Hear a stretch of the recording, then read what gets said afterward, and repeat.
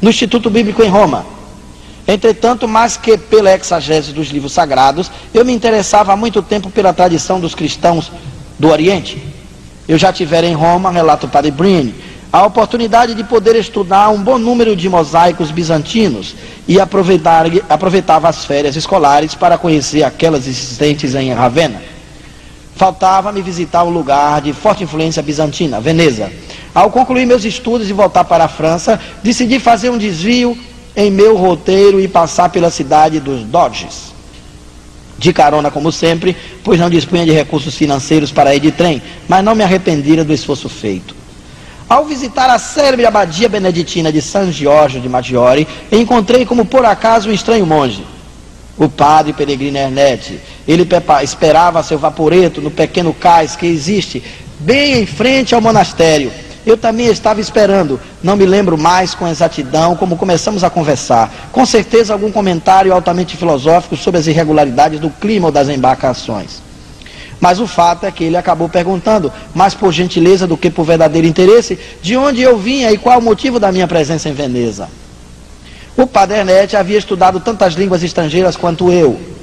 Começamos logo a falar de teologia e de Sagrada Escritura. Não demorou muito e eu já lhe confiava a minha irritação a respeito dessas novas interpretações das Escrituras, que consistem em ver ali apenas um conjunto de símbolos sem sentido, sem grande relação com alguns fatos, e aqueles exagerados que consideram tudo absolutamente reais, e mesmo no que diz respeito à vida do Cristo.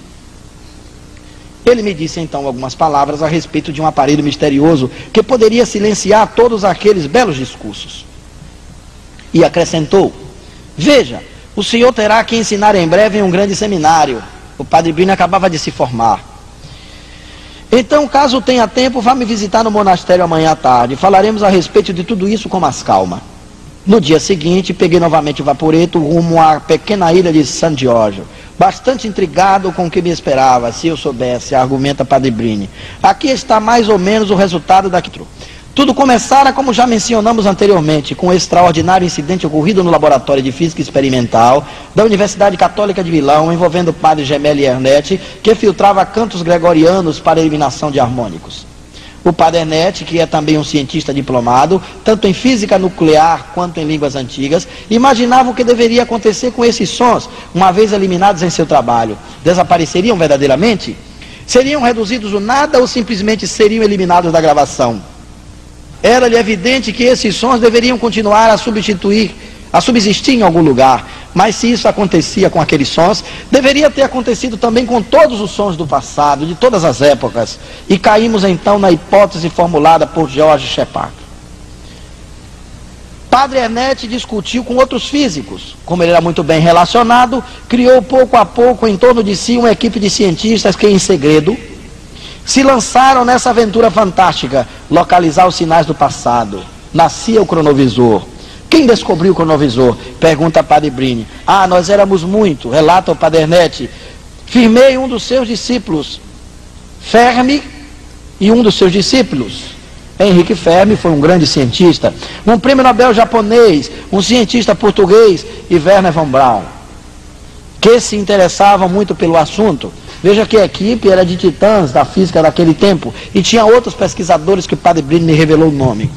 Mas como os senhores descobriram uma coisa tão surpreendente, praticamente por acaso, uma simples ideia, assim como o ovo de Colombo, basta que alguém pensasse no problema.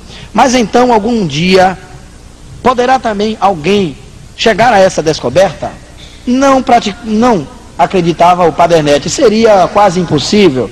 Seria preciso um grande golpe de sorte imenso. Antes, talvez sim, pois havia poucos físicos de alto nível envolvidos no assunto, argumenta o padre Brini, mas hoje não me parece assim tão certo. Os físicos estão trabalhando muito atualmente na questão do espaço e do tempo, mas os senhores podem olhar no tempo para onde querem? Perguntou ele ao cientista católico. Perfeitamente, para qualquer lugar, para qualquer época. E o que já conseguiram ver? Começamos tentando captar um discurso de Mussolini. Para nós a dificuldade estava apenas na escolha. Não nos faltava documentos que pudessem testar a autenticidade das imagens e dos sons recebidos. Depois, voltando no tempo, procuramos captar a imagem de Napoleão. Seu rosto nos era bastante conhecido e temos muitos documentos que nos poderiam ajudar a uma comprovação. Acredito, se entendi bem seu discurso, que tratava da proclamação da República Italiana.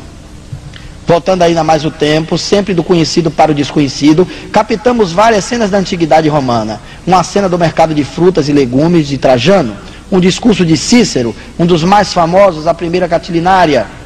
Nesse ponto notamos que há uma pequena diferença de pronúncia em relação àquela ensinada nas escolas de hoje. Por fim, captamos um pequeno sainete, a espécie de curta tragédia antiga, quase totalmente perdida, de autoria de uns primeiros poetas da língua latina. Tínhamos conhecimento apenas de 25 citações feitas por 3 autores antigos, Próbios e Cícero. Ela foi representada em Roma em 169 a.C. Imagina, eles viram essa cena no cronovisor, não só a fala como também a imagem. E os senhores puderam reconstituir o texto? Nós vimos e ouvimos tudo, diz o Padernete.